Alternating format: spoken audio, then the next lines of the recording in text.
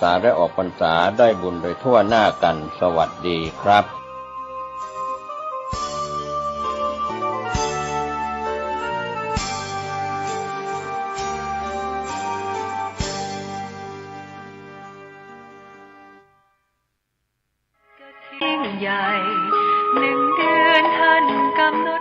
ข่าวสารเพื่อการประชาสัมพันธ์ขอเชิญชวนผู้ใจบุญใจกุศลร่วมทำบุญทอดกฐินสามัคคีสมทบทุนก่อสร้างอาคารโลกราชทอดถวายณวัดป่าแดงมหาวิหารตำบลสุเทพอำเภอเมืองเชียงใหม่จังหวัดเชียงใหม่ตรงกับวันพุธที่30ตุลาคมพุทธศักราช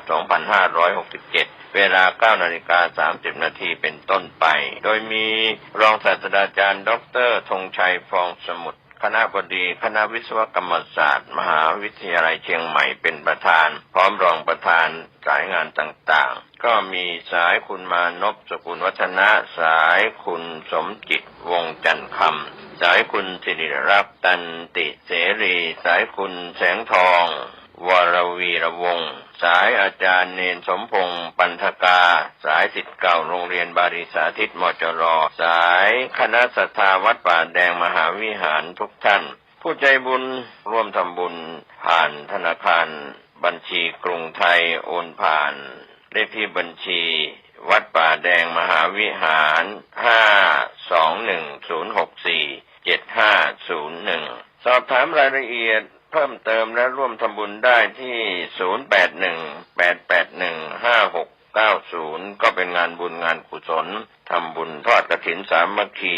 กับพระสงฆ์ที่จำพรรษาท่วนไตรมาสของวัดป่าแดงมหาวิหารวันที่30ตุลาคม2567เวลา 9:30 น.เป็นต้นไปเชิญชวนผู้ใจบุญร่วมงานทำบุญทอดกฐินสามัคคีได้อานิสงส์อย่างยิ่งใหญ่โดยทั่วหน้ากันสิ้นสุดเวลาเป็นการละทานล้ำค่าสืบทอดนานมาแต่ครั้งพุทธกาลท่านกำลังติดตามรับฟังสถานีวิทยุกระจายเสียงพระพุทธศาสนาแห่งชาติและสังคมคลื่นเพื่อการศึกษาพระพุทธศาสนาและวัฒนธรรมระบบ FM 104.5 เมกะเฮิรตซ์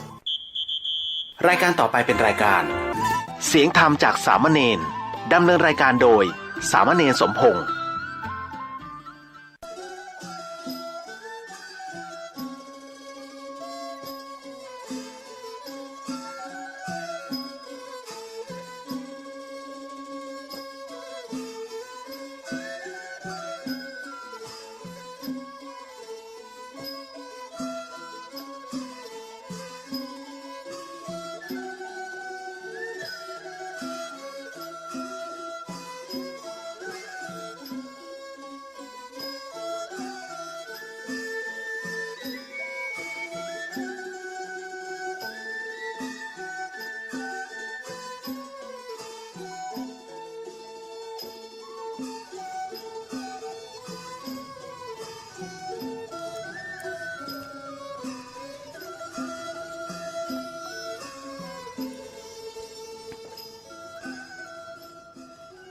โลกนี้มีธรรม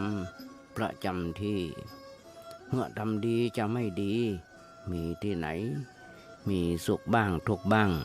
ช่างปะไรเป็นวิสัยของมนุษย์ปุถุชนขอ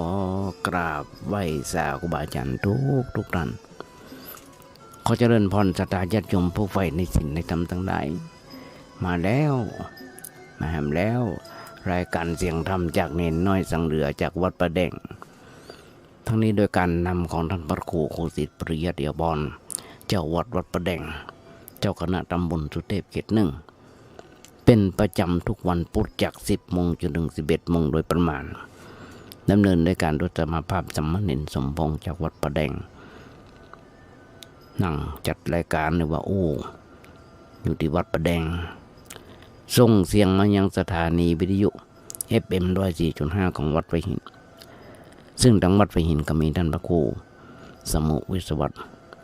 วรกิจโจนายสถานีและเจ้าอธิการตั้งสถานีวิทยุ FM 104.5 ของวัดไผ่หินเป็นสถานีเพื่อพระพุทธศาสนา เป็นการเผยแผ่นำธรรมคำสอนองค์พระสัมมาสัมพุทธเจ้าญาติโยมได้ได้ฟังกันตลอด24ชั่วโมงยังสถานีวิทยุยังเป็น104.5ของวัดไผ่หินนั้นออนไลน์ตลอด24ชั่วโมงมีบัณฑิตนักปราชญ์ครูบาอาจารย์หลายผู้หลายท่านด้วยกันมาจัดสับเปลี่ยนหมุนเวียนจัดรายการโดยเอาธรรมะมาโอ้มาจ๋าทั้งญาติโยมฟังอาตมาได้รับโอกาสนะครับคำเมตตาความเมตตาจากนั้นพระครูสมุวิศวัตรวรกิจโจถวายเวลา1 ชั่วโมงเฉพาะวันพุธจาก10 โมงจนถึง11 โมงโดยประมาณซึ่งอาตมาถือว่าเป็นเวลาที่อันเหมาะคือ10 โมงจนถึง11 โมงสตาญาติโยมพ่ออุ้ยแม่มอนพ่อเฒ่ามาแก่พ่อแม่กำลังกวาดกำลังกำขวางซักเสื้อซักผ้าทำกับข้าวกับปากของลูกหลานตันเต้าได้กินกันกวาดกำลังกำขวางไปเอาโทรศัพท์จ่อมเสื้อไปจับก็พอเสื้อไปบางคนใช้หูฟังก็หูฟังไปเสียบหูฟังไปฟังได้ทั้งวันทั้งคืนโดยเฉพาะตัวอาตมาภาพพิมพ์เข้าไปใน YouTube วันเน้นน้อย2 เดือนหรือว่าจะเปิด4 โมงมาแรงจนถึง2 ทุ่มอาตมาจะส่งเทปที่บันทึกไว้ส่งไปให้กับเพื่อนที่อยู่เป็นหมู่กลุ่มในไลน์ด้วยกัน200 กว่าท่าน ใน Messenger โดยเฉพาะ Facebook โดยเฉพาะ YouTube ส่งไปให้ญาติโยมฟังทุกวันถ้าบ่มีข้อแม้ ถ้ามีเหตุการณ์ขัดข้องอย่างเช่นทางวัดไผ่หินถ้ามีเหตุการณ์เกิดขัดข้องขึ้นมาไฟดับกลางลืมอาจารย์ท่านพระครูสมุวิศวัตรลืมกลางเผลอกลางก็เปลี่ยนเลื่อนไปตามนั้นเพราะฉะนั้นญาติโยมทั้งหลายอาตมาถึงบอกมีอย่างก็มานั่งโอ้นั่งจ่ายญาติโยมฟังกึดอย่างใดก็ไปมานั่งโอ้นั่งจ่ายญาติโยมฟัง เอาเราที่ได้อ่านหนังสือหนังหาได้อ่านหนังสือหนังหาได้ฟังครูบาอาจารย์ตามที่เปิดได้ฝากได้คอมเมนต์มาใน Facebook มันก็ได้จดได้จำ แล้วก็มาตอบมาอู้ญาติโยมฟังซึ่งวันนี้เป็นวันที่16ของเดือนตุลามันบวกเป็นวันออกพรรษามันเป็นวันภาวนาออกพรรษาญาติโยมทั้งหลายครูบาอาจารย์เปิ้นบอกอยู่วัดจะไปอยู่บ่ได้มั่นไหวพระสวดโยโกห้องเนี่ยเอานำทำคำสอนองค์พระสัมมาสัมพุทธเจ้ามาโอมาจารย์ญาติโยมฟังแต่มาก็ขอย้อนรอยถอยความมันมาเมื่อกี้วันเจ้าพรรษาซึ่งวันที่17เป็นวันออกพรรษาวันที่18เป็นวันสามีจิกรรมปมนาออกพรรษาแต่ละวัดแต่ละบาต่างกันหน่อยแต่อาตมาภาพปมนาออกพรรษาวันที่18แล้วก็ลวดสามีจิกรรมเหมือนกันญาติโยมทั้งหลายเป็นประเพณีล้านนาของเราพระสงฆ์องค์เจ้าผู้หลักผู้ใหญ่ต่างก็สามีจิกรรมกันตามวัดบางอารามต่างๆนี่เป็นขนบธรรมเนียมธรรมเนียมประเพณีที่ดีที่งามที่เราจัดลึกไว้จันลงไว้เมื่อนานหลายปีก็ขอย้อนรอยถอยความกรรมในวันออกพรรษาซึ่งอาตมาได้อ่านในพระไตรปิฎกปนโอ้ไว้ว่าเป็นวันที่องค์พระสัมมาสัมพุทธเจ้า ลงเสด็จจากสวรรค์จากดาวดึงส์จันทร์ดาวดึงส์นะมายังโลกมนุษย์หลังจากที่พระองค์ได้เสด็จไปจำพรรษาและแสดงพระธรรมเทศนาโปรดเทพบุตรพุทธบรรดาซึ่งอยู่สวงสวรรค์ชั้นดุสิตแต่ลงมาฟังพระธรรมเทศนาที่จันทร์ดาวดึงส์ซึ่งมันออกพรรษาตัดกับวันที่ขึ้น15 ค่ำเดือน 11นี่คือที่เป็นวันสิ้นสุดของการจำพรรษาหรือออกจากพรรษาที่เราได้อธิษฐานไว้เมื่อวันเข้าพรรษาตลอดระยะเวลา3 เดือนซึ่งเป็นวันสำคัญวันหนึ่งของพระสงฆ์องค์เจ้าญาติโยมทั้งหลาย อาตมาก็ขออู้คร่าวๆมันออกพรรษาหมายถึงวันที่พ้นจากข้อกำหนดของทางพระวินัยที่ต้องอยู่จำที่หรือในวัดแห่งเดียวตลอด3 เดือนในฤดูฝนโอ้ได้ก็คือเมื่อพระสงฆ์องค์เจ้าได้อธิษฐานอยู่จำพรรษาในวัน1 ค่ำในวันแรม1 ค่ำเดือน 8แล้วอยู่จำพรรษาหรือวัดนั้นโดยไปจนสิ้นสุดวันที่15ขึ้น15 ค่ำเดือน 11ของเราเป็นเดือนเกี่ยงหลังจากวันออกพรรษาแล้วก็สามารถจาริกไปนอนอ้างล้างค้างแรมที่ไหนที่อื่นได้ในหวังหลังวันออกพรรษาเพื่อนน้องทำวันหนึ่งว่าเป็นวันภาวนาออกพรรษาคือเป็นวันที่พระทรงองค์เจ้าภาวนากรรมอย่างที่บอกโดยเปิดโอกาสให้พระสงฆ์องค์เจ้าพระผู้น้อยว่าเก่าตักเตือนกันได้ว่าด้วยความเมตตาจิตได้เมื่อได้หันอันได้1 2ได้ดังได้อานิสงส์มันหายสงสัย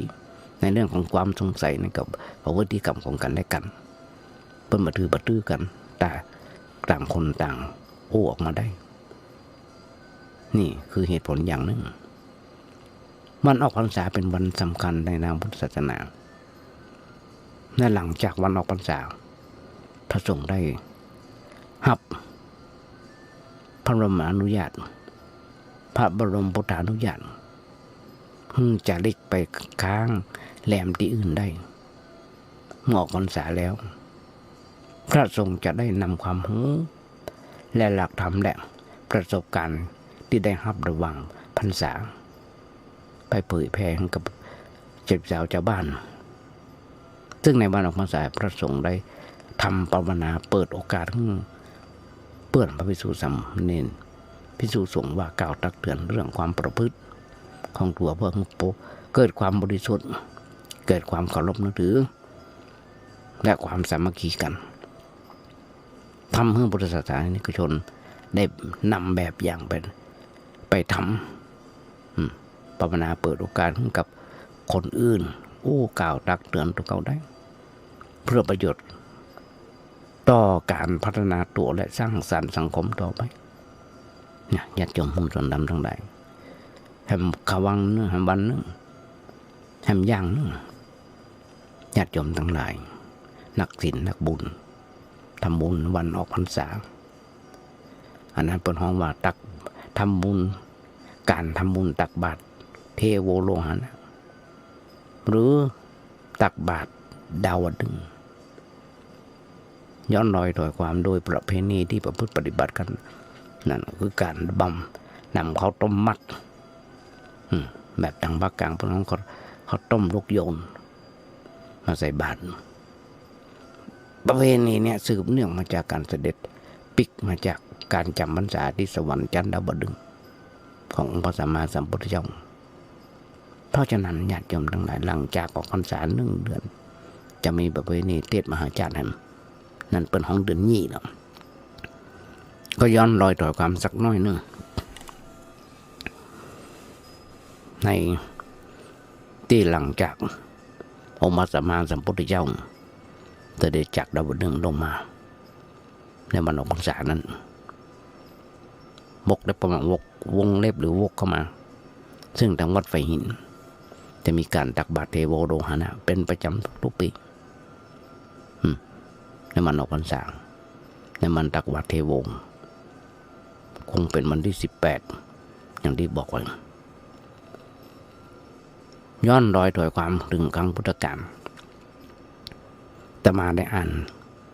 ธรรมพวกนึงชื่อว่าธรรมมาลัยโพธิ์โลกก็ขอยกญาติโยมฟังคร่าวๆ ว่าในสมัยครั้งพุทธกาลนั้นพระเจ้าเสด็จลงมาจากจันทวดึงส์ลงมาเพื่อโปรดสัตว์โลกพอลงมาแล้วพระพรหมลงมากล่าว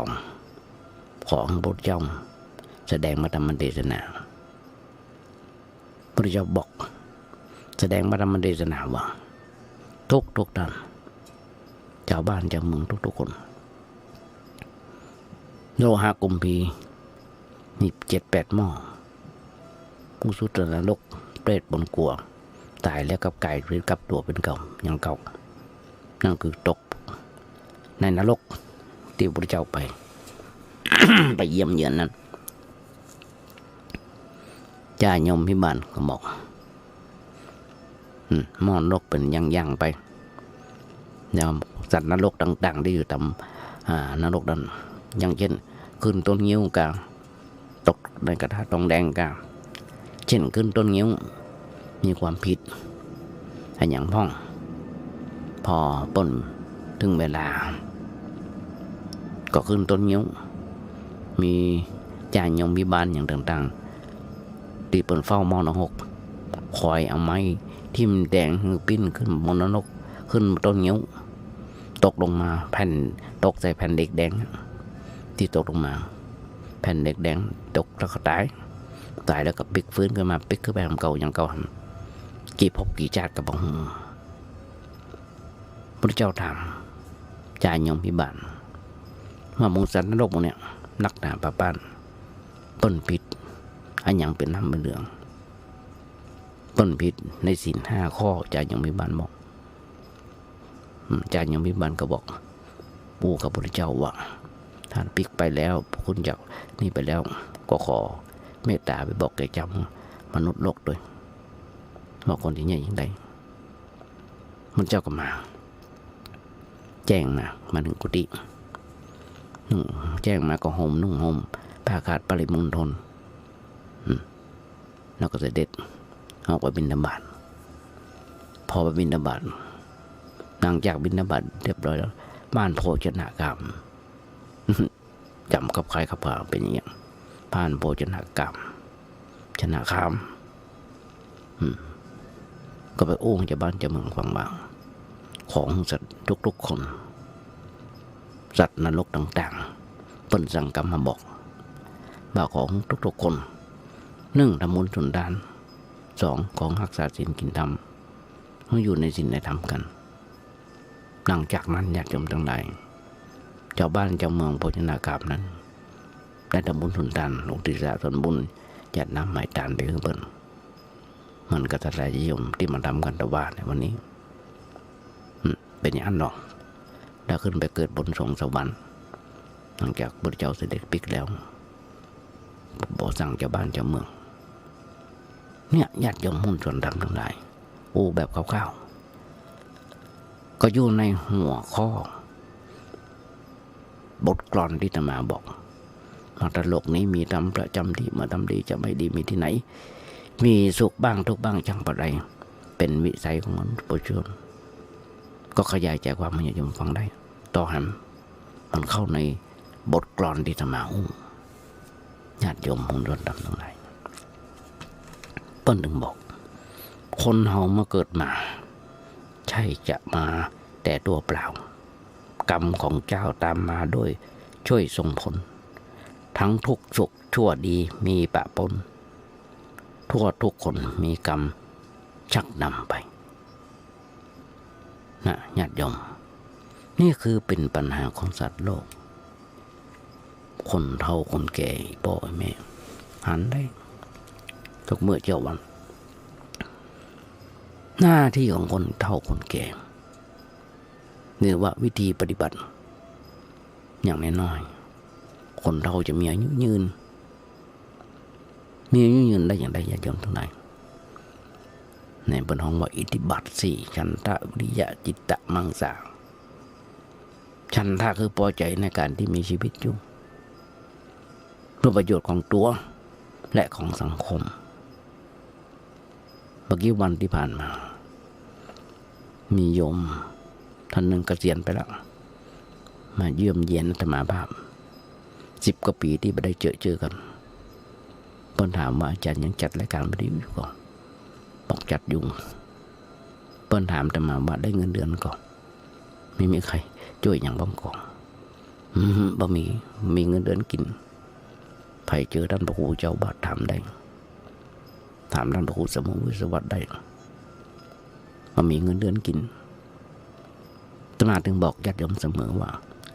เป็นการตอบแทนน้ำจิตน้ำใจกับญาติโยมที่เข้าส่งเข้าป่าอาหารมีที่อยู่ที่กินเป็นมาแบบนี้ตั้งแต่วันแรกจึงบอกครูบาอาจารย์เพิ่นได้สอนไว้ได้สั่งไว้มันมีเงินเดือนกินหรอกทำด้วยใจฮักทำด้วยความสำนึกในบุญคุณเขาแดงแกงฮ้อนของสถาญาติโยมทั้งหลาย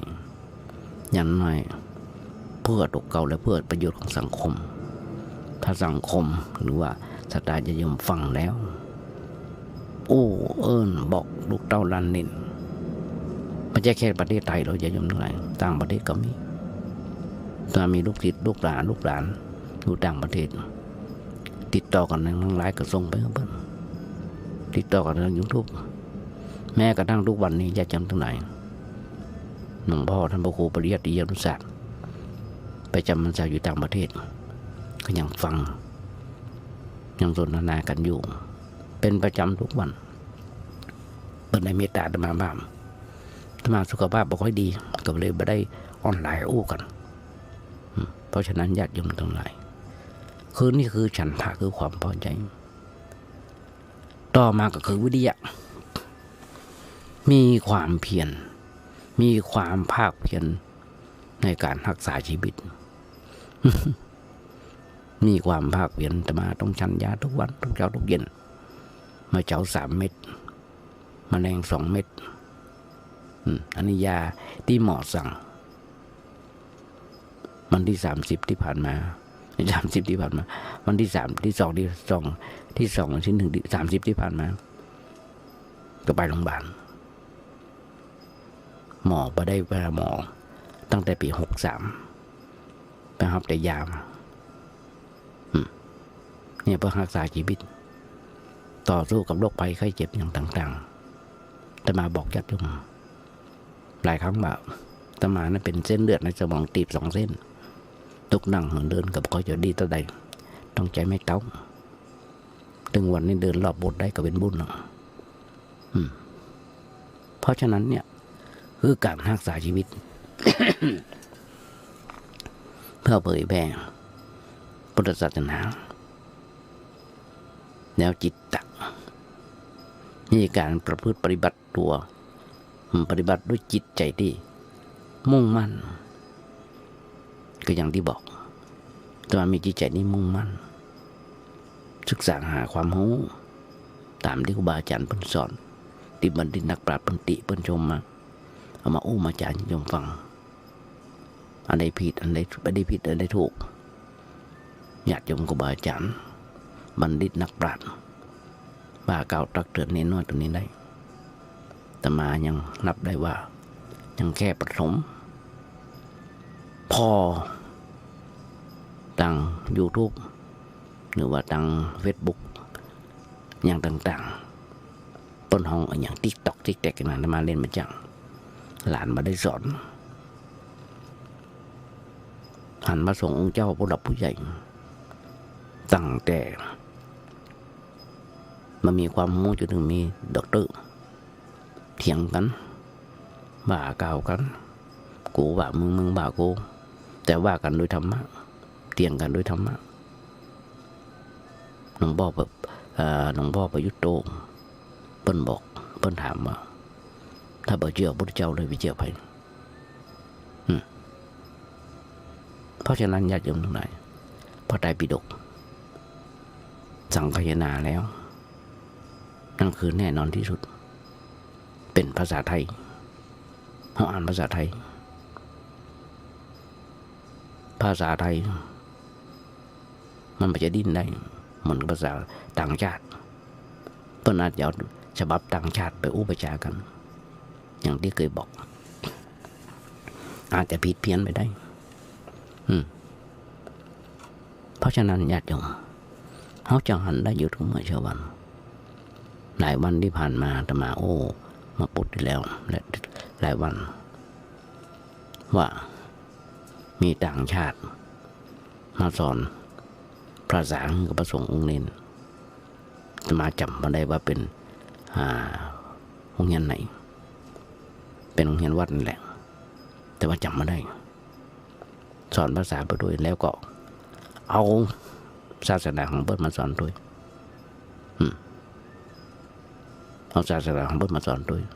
แอบแฝงในเฟซบุ๊กคุณบอกหรือใน YouTube ผมบอกแอบแฝงสอนภาษาสอนศาสนาเบิ้ลด้วยก็มาเปรียบเทียบก่อนญาติโยมทั้งหลาย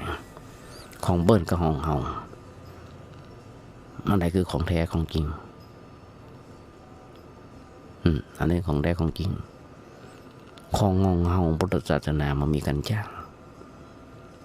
ไม่มาเห็นมันมีการจ้างไม่เห็นแต่ศาสนาบางศาสนาต้องจ้างนั่นคือค่าเทอมอย่างต่างๆทุกอย่างเปิ่นเอื้อเฟื้อหมดแต่พุทธศาสนาของเฮามันจำเป็นต้องจ้างมันมีการจ้างแล้วก็เงินฟรีธรรมะก็แจกฟรีธรรมะก็แจกฟรีธรรมะนะครับธรรมะจากหลวงปู่พุทธทาสหลวงปู่ปัญญาเมื่อน่ะธรรมะไปเรียนหนังสือที่วัดอุโมงค์สมมุติธรรมท่านพระครูจรินโทมรณะไปแล้วกับท่านพระครูสมุบุญเลิศเปิ้นแอบไม่ใช่เปิ้นแอบแต่มาไก่หน้ากุฏิเปิ้นห้องไปเน้นมานี่ก่อนเปิ้นเอาหนังสือหนังหาถวายมาแล้วก็แต่มากำลังเตียวไปซื้อ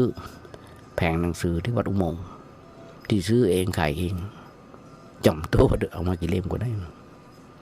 แต่มาก็มาเท่าที่อ่านได้ว่าอาจารย์เปิ้นถวายมาให้อย่างที่บอกเคยบอกถ้ามามันเป็นร้อยเล่มที่เป็นร้อยมน ก็มาเปิดมาศึกษาหลวงปู่พุทธทาสหลวงปู่ปัญญาเพราะฉะนั้นนี่แหละใคร่ครวญและทบทวนการดำเนินชีวิตประกอบด้วยธรรมอย่างสม่ำเสมอญาติโยมทั้งหลายอาตมาก็นับว่า เกินเลข 6ขึ้นชื่อว่าแก่กิ่งเงินเดือนสวหลายคน60ขึ้นกิ่งเงินเดือนสวแล้วคนแก่นะญาติโยมทั้งหลายขอโอ้สักน้อยสำหรับวันนี้สำหรับคนแก่แล้วมักบอกว่าชอบอย่างไม่ชอบใจของไผ่เลยซึ่งตามปกตินิสัยบุคทุกคนกลัวตัวจะแก่เลยพยายามแต่งตัวเพื่อกลบเกลื่อนความแก่อยู่เสมอบางคนหัวงอกเขาพยายามย้อมเป็นต้น เพิ่งก็ไผ่บอกว่าปีนี้แก่ไปเนาะก็บอกเขาชอบแล้วบางคนเป็นอย่างหรอเรียกพี่ได้ไหมนะยิ่งคนแก่แล้วมันเป็นที่รังเกียจของคนทั่วไป เจนจะไปไหนกับไผเปิ้นจะมักว่าชอบว่าแปลกับคนแก่ก็อย่างอันแหละจะได้ยังโอ้กันม่วนโอ้กำปัดโลโอ้กำม่วนงั้นสั่นโอ้กันเป็นกำม่วนบ่ได้ลูกหลานก็บ่ชอบอย่างบ่ชอบเข้าใกล้มันม่วนใจเท่ากับบ่จมหรือบ้านก็ถามนั่นถามนี่จู้จี้ยุกยิกแก่แล้วจมนักเว้นแต่ผลไม้ที่แก่เช่นมะพร้าวแก่เป็นต้นจะคอยยังช่วยสักน้อยเพราะเพิ่นเอาไปใช้ทำประโยชน์ได้เพราะฉะนั้นเมื่ออายุเฮาอยู่ในเกณฑ์เป็นคนแก่เช่นอย่างที่บอก60 ปีขึ้นไปอย่างน้อยๆข้าราชการก็เกษียณแล้วอย่างสิ้นเดือนที่ผ่านมามีคนแก่หลายท่านได้ปลดเกษียณในกระทั่งผู้ว่าจังหวัดเชียงรายก็ปลดเกษียณเกิน60แล้วหลายคนมาน้อยเลยญาติโยมทั้งหลาย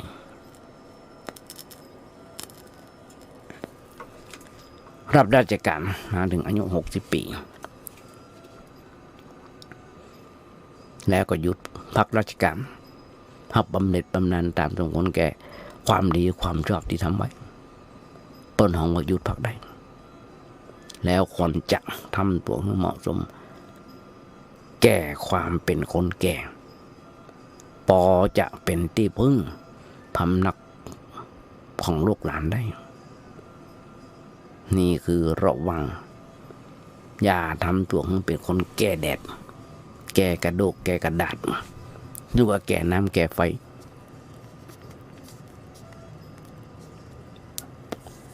พ่อแก่แบบนี้มันแก่เร็วแก่แหลกแก่ทำให้เกิดความพินาศชิบหายตายทั้งเป็น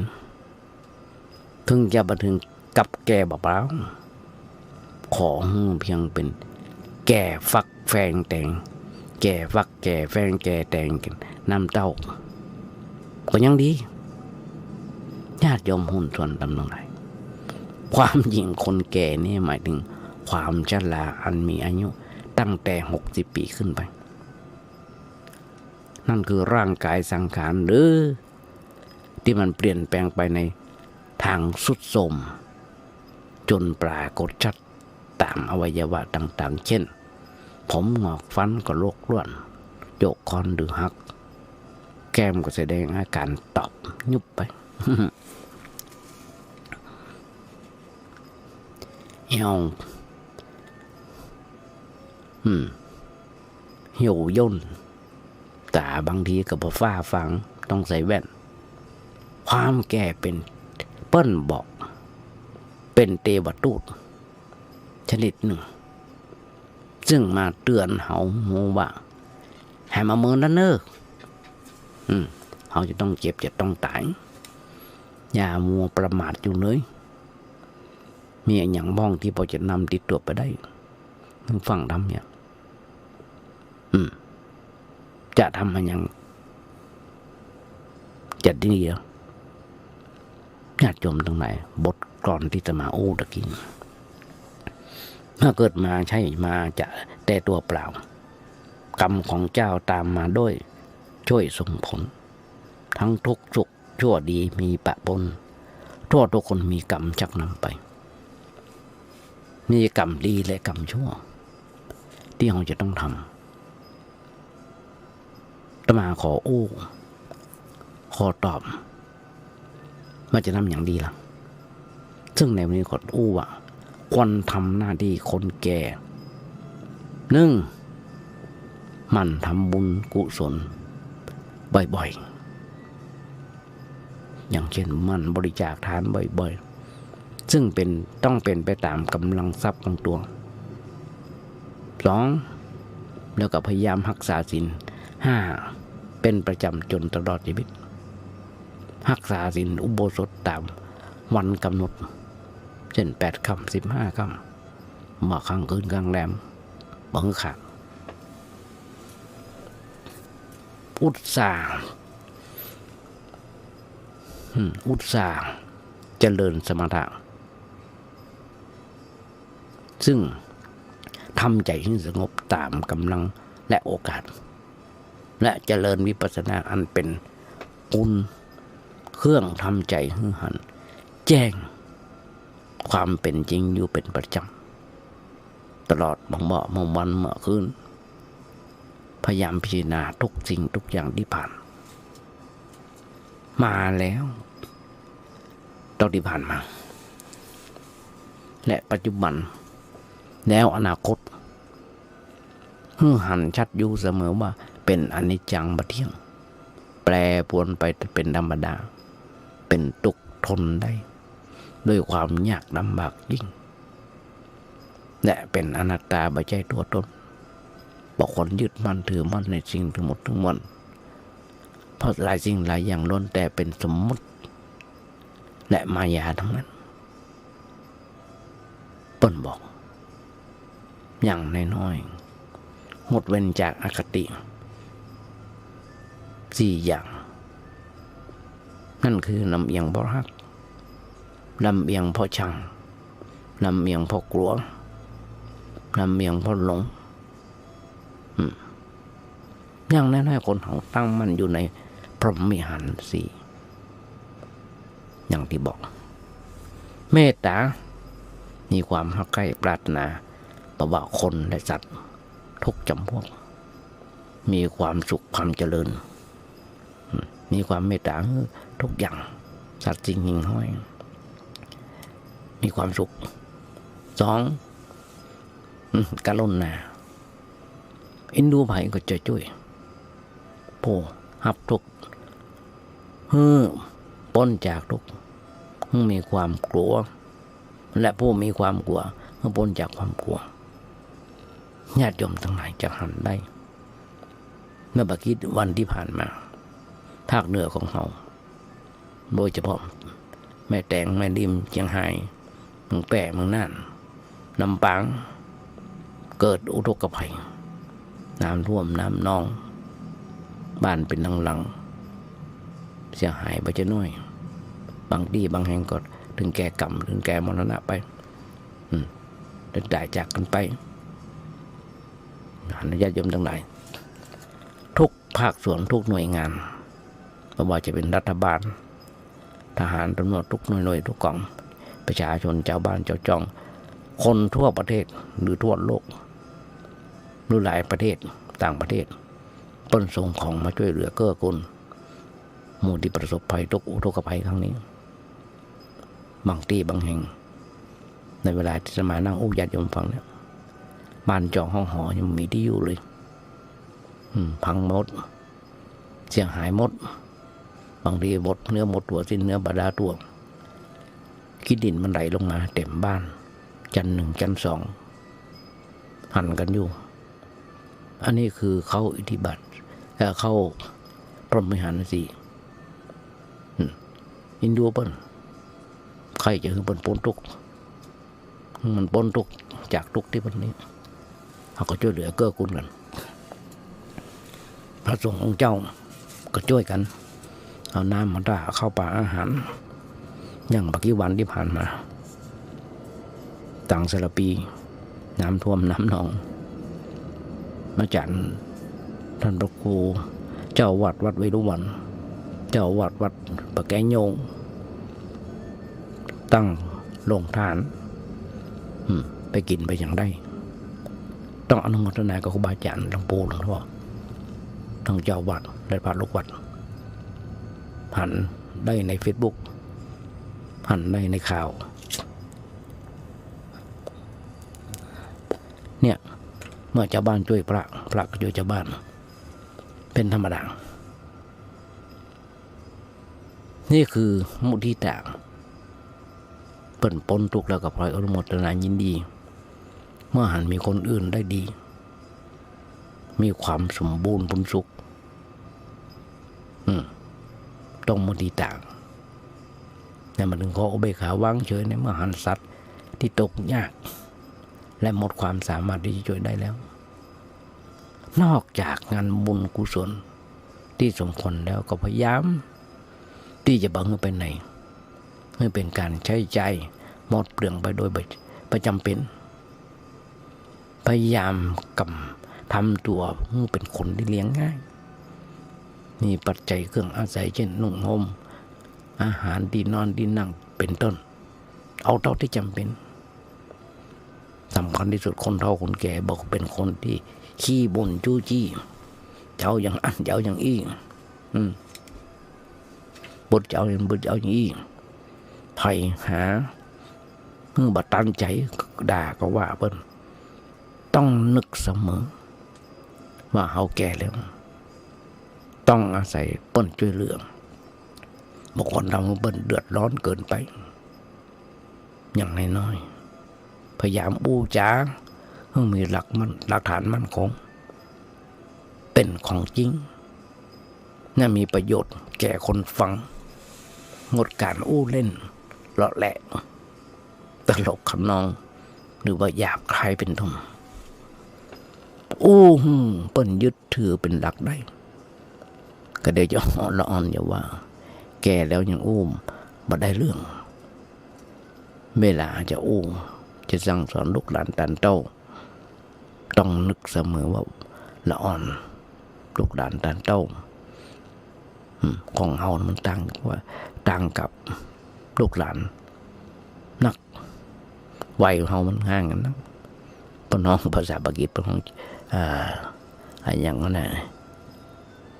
อย่างดื่มมาดับกินที่ชั้นอย่างนั้นนะดื่มมาดับละอ่อนของนะมันต่างกันจะทำห้องนอนเหมือนกับเฮาเวลาทำเฮาเวลานี้ไม่ได้ต้องย้อนนึกถึงเมื่อเฮาเป็นอ่อนอย่างมาเทียบเคียงแล้วสั่งสอนอย่างน้อยๆปรับปรุงตัวเมื่อเป็นผู้รู้เหตุการณ์ที่เกิดขึ้นใหม่ๆตามสมควรเช่นฟังพระสงฆ์องค์เจ้ายุคนี้สมัยนี้สบายบางคนไปวัดเปิดวิทยุฟังอย่างน้อยๆสถานีวิทยุ FM 104.5 ของวัดพีนมันง่ายไปกว่านั้นแฮมเปิดไป YouTube จะฟังธรรมะของหลวงพ่อใดท่านใดตอนใดแม้กระทั่งมรณภาพไปหลาย10 ปีแล้วก็ยังเป็นดาวข้างฟ้าอยู่อย่างเช่นหลวงพ่อบ้านเฮานี่ก็หลวงพ่อพระครูโสพลบุญญาภรณ์หรือวัดตุ้งทองหรือว่าพระศรีธรรมนิเทศ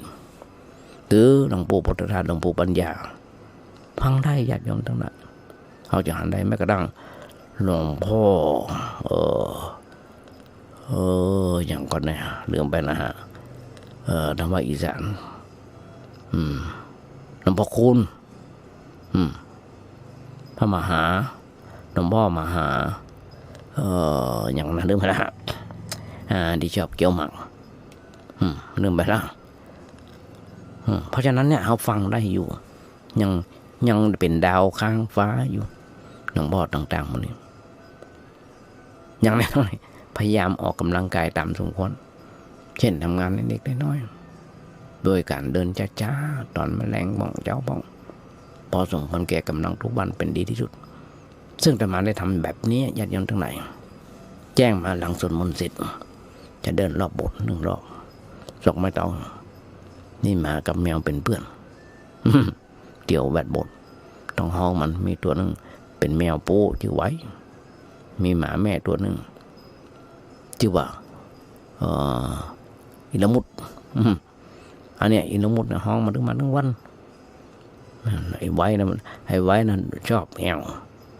มาบกออกทางหน้าพี่พอจะเสร็จแล้วทั้งวันน่ะอยากจะเท่าไหร่ถ้าถ่ายรูปเนี่ยถ้าถ่ายวีโอไปเนี่ยยอดชมจะหันมีหลานเบาอยู่คนอายุประมาณ10 ขวบ 11 ขวบเดี๋ยวคอยประคองตมาเปิ้นกลัวตมาล้มคอยจะเอายาดมซุกหูดังพอตมายืนกำไม่เต้าเมาหัวเปิ้นอย่ามาคอยเกาะคอยกำไว้เอายาดมซุกหูดังตมาแบบเนี้ยเป็นประจ เป็นมันสวัสดิ์ที่จำยิ่งก่อนจะลงกุฏิปิกไปนอนบ้านสร้างแฮมผู้อย่าลืมพกอย่าดมเนอะอย่าลืมนั่งเนอะชับปะเปิ้นสั่งของเปิ้นตึงมันมาบ้านมาเจ้าหมดแรงก่อนไปโรงเรียนเนี่ยญาติโยมทั้งหลายเดินทุกวัน2 รอบ 3 รอบถ้าฝนมาตกถ้าว่ามีภารกิจอย่างต่างๆมันจะเดินเพื่อออกกำลังเดินเพื่อบำบัดเป็นการบำบัดคุณหมอบุญสั่งไว้ถ้ามาเดินระวังจะเป็นอัลไซเมอร์ต้องมันมันอย่างต่างๆธรรมาก็บอกปอนธรรมาได้จัดรายการธรรมะเป็นบอกว่าดีอ่านหนังสือหาต่างๆจะได้เบิกเครียดเส้นเลือดในสมองจะบาแตกตายลูกหลานตันเล่าญาติโยมทั้งหลายอันเนี้ยเป็นบุญเป็นคุณอย่างหนึ่งแม้กระทั่งอาหารการกินเพิ่นบอกให้กินอาหารที่ย่อยง่ายๆเช่นผักผลไม้หนักกว่าเนื้อสัตว์กินอาหารแต่น้อยๆพยายามเคี้ยวให้ละเอียดกินพอบรรเทาความหิวร้อนอย่ากินอย่างเบื่อจนรู้สึกอิ่มเกินไปมีลูกหลานตันเต้าทำมาทำเป็น100-200กินอย่าง5 บาทปนจมปลูกกับฉันน้อยเดียวทำไมมาฉันนักก็ต้องบอกฉันมันก็แค่อิ่มจะหนักจะน้อยจะล้ำก็จังมันล้ำก็จังก็แค่อิ่มกินแล้วเพื่อกินยาเพื่อยามันกัดกระเพาะเปิ้นปูของเปิ้นก็เข้าใจแต่วันต่อไปมื้อต่อไปก็ทำละจมทำละปูอย่างกินเขาน้อยมามีหลานน้อยตัวคนหนึ่งอายุประมาณขวบเศษกำลังวัยซนเลยกำลังอยากหัดเลยเรากินข้าวไปด้วยป้อนมันไปด้วย4, 5, 6 กรัมก็อิ่มแล้วมาคนนี้เป็นคนดี2-3 คนนี่เป็นยาชูกำลังใจคือธรรมภาพมีอายุหนักขึ้นครับญาติโยมทั้งหลายอาหารการกินไม่ว่าจะลำมอกได้กระจังเราต้องเข้าใจตัวว่าอาหารหิวเป็นยาเพิ่งเข้าใจตัวว่าอาหารหิวเป็นอาหารดีมีเรี่ยวแรงไม่ใช่อาหารตายถ้าอาหารตายจะไม่หิวหรือว่าไม่อยากนี่คือธรรมดาคนแก่มักจะนอนไม่ค่อยหลับกุศปะญาติโยมทั้งหลายเมื่อ 4-5 ปีก่อน2-3 ทุ่มหลับแล้วเดี๋ยว5 ทุ่มเที่ยงคืนยังไม่กระดับเรื่องนอนปิ้นไปปิ้นมาธรรมดาคนแก่นอนไม่ค่อยหลับหรือหลับไปน้อยหูฟังข่าวไปตาก็หลับไปพอตื่นมาแล้วหลับแล้วนั่นคือว่าคนว่าที่นอนไม่หลับเพราะมีเรื่องยุ่งใจนักอย่างนึงนี่ญาติโยมหลายท่านเป็นแบบนี้มาก่อนเพราะร่างกายบ่ต้องการนอนอย่างหนึ่งอย่างแรกจะต้องใช้ปัญญาพิจารณาหันว่าเรื่องต่างๆนั้นเกิดขึ้นแล้วก็ต้องดับไปเป็นธรรมดาจริงอย่างที่เปิ้นว่าอย่างที่ครูบาอาจารย์เปิ้นว่าบางกลุ่มอาจารย์บางคนบางท่านเปิ้นสอนสวดทำสมาธิพุทโธธัมโมสังโฆก็ว่าไปตมาสวดอิติปิโส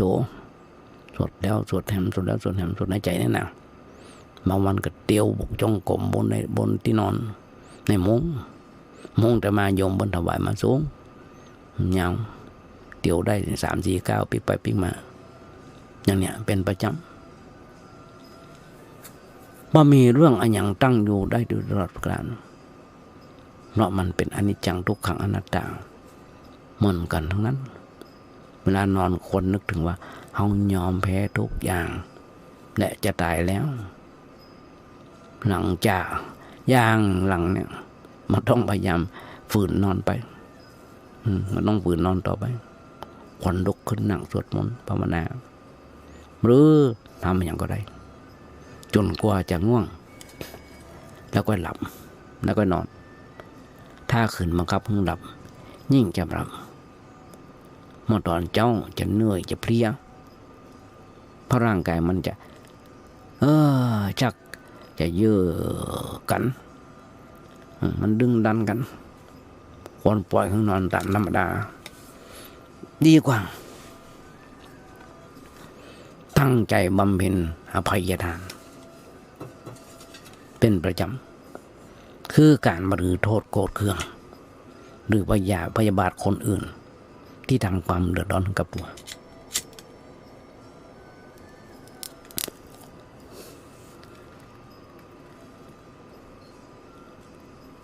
โพดที่คนหึงไปอย่างนั้นหน่อยครูบาอาจารย์เพิ่นบอก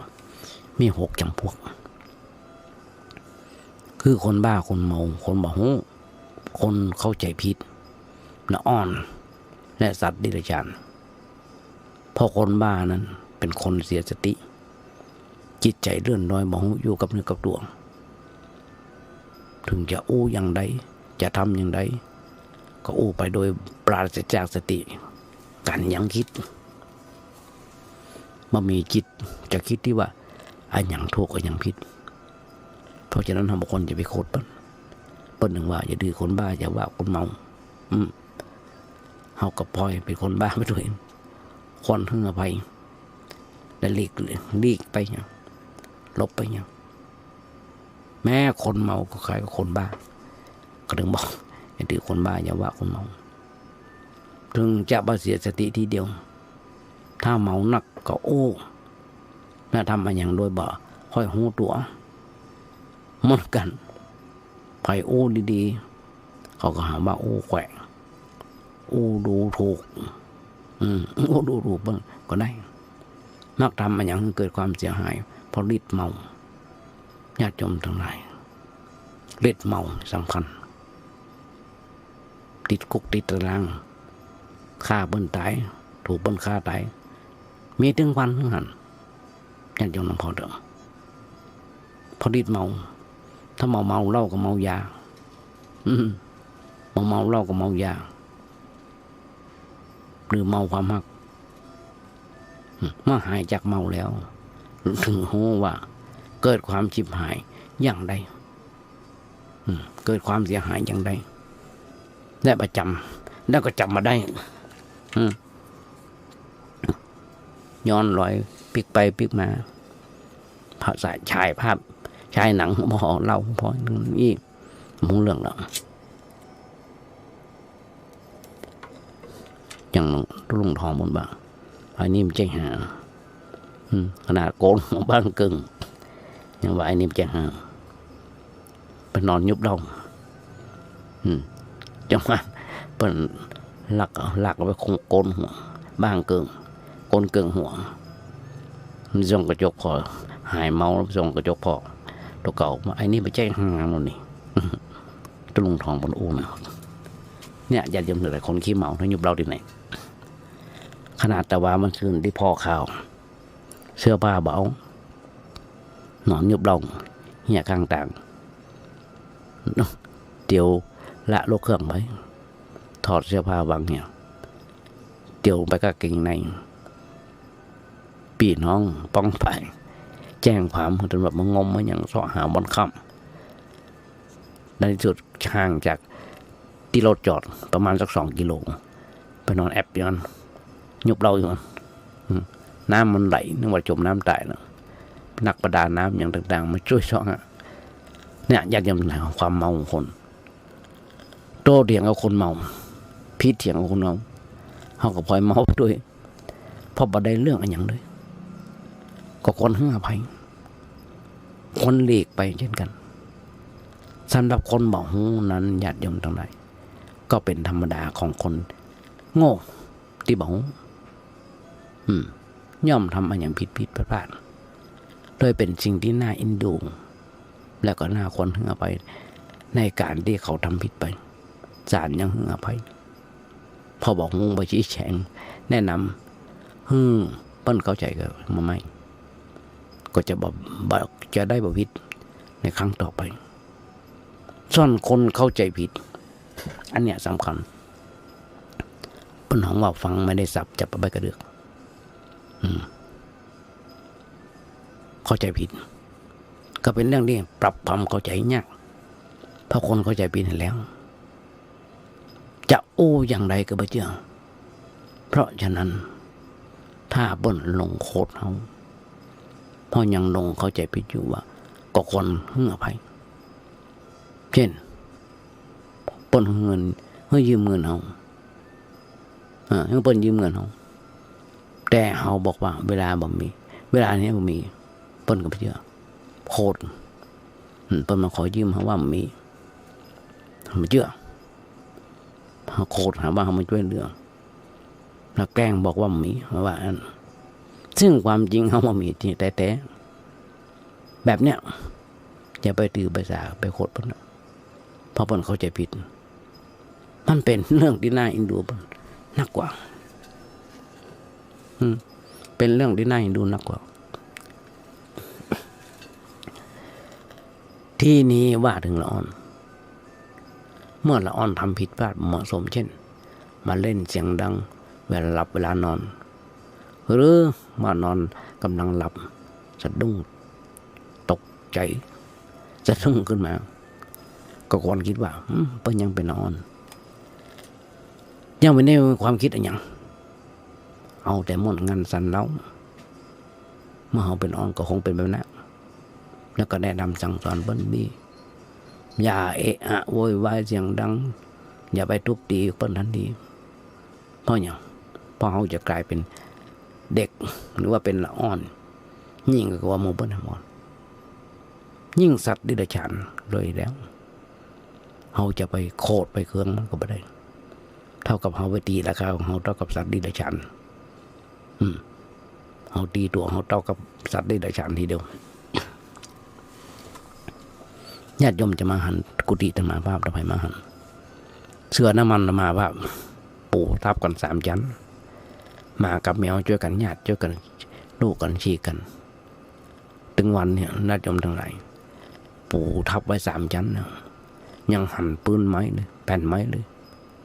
ก็ปล่อยมันจะวัดอย่างกับเรื่องของมันเดี๋ยวเจ้ามันก็มาบุบมันเองอย่างน้อยญาติโยมน้องก็เกิดเขากำลังกินข้าวอยู่หมามันร่นมาเหยียบเข้าถ้วยเขาแตกตมานั่งฉันบนโต๊ะมีลูกหลานนั่นต้องนั่งฉันนั่งกินกันบนโต๊ะน้อยหนึ่งพื้น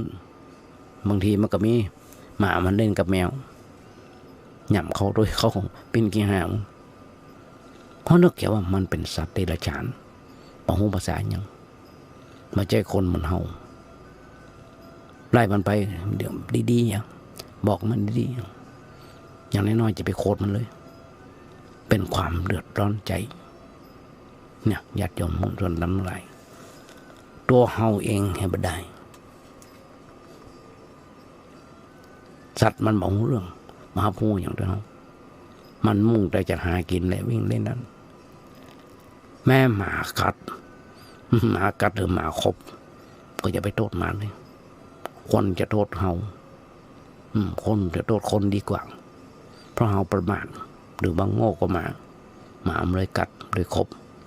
เพื่อเอาไปมันดูมีสุภาษิตบทหนึ่งบทสุดท้ายที่จะฝากญาติโยมทั้งหลายก่อนจะเอารายการนี้ลาญาติโยมไปบอกหมากัดอย่ากัดตอบเป็นภาษาและเป็นคือภาษิตหมากัดหมาตอบคือภาษิตให้พินิจว่าคนพาลเร็วปานหมากัดเรากัดตอบชอบเรียกว่าเราคือหมาเหมือนกันนั่นแหละญาติโยมโหนสนดำทั้งหลายมาถึงตอนนี้เดี๋ยวพอเวลาหมดพอเวลาละยังในเรื่องของความเท่าความชรายังหมดหรือว่า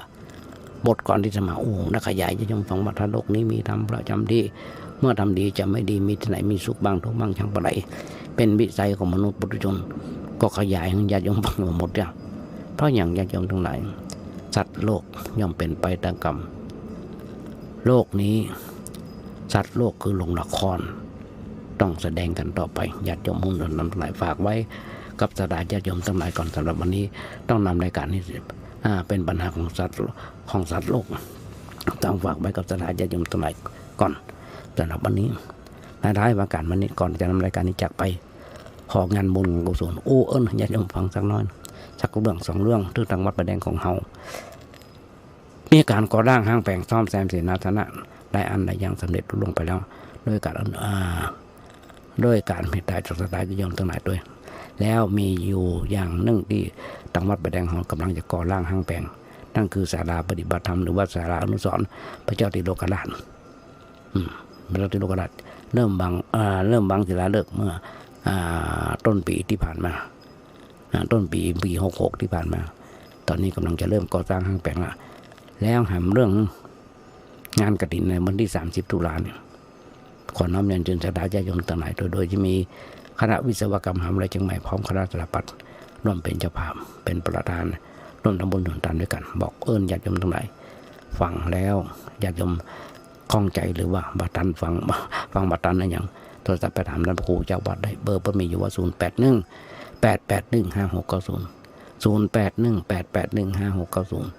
กราบขอบพระคุณน้ำใจท่านพระครูสมุเวชสวัสดิ์วรกิจโยนในสารนีและเจ้าอธิการเมตตาถวายเวลา1 ชั่วโมงกราบขอบพระคุณเป็นอย่างยิ่งเป็นอย่างสูงแล้วก็ขอฝากกำหนดอวยพรสถานญาติโยมทั้งหลายวันนี้อาจจะเป็นวันครบรอบวันเกิดของคนใดคนหนึ่งท่านใดท่านหนึ่งขออำนวยอวยพรสถานญาติโยมทั้งหลายขอมีความสุขมีความเจริญคิดสิ่งหนึ่งสิ่งใดส่งความมุ่งมั่นปรารถนาขอญาติโยมอย่าเจ็บอย่าไข้กันเลยขอเจริญพร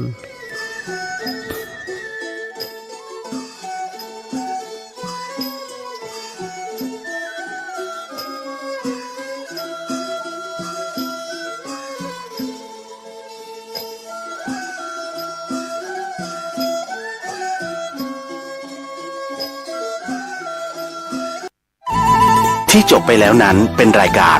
เสียงธรรมจากสา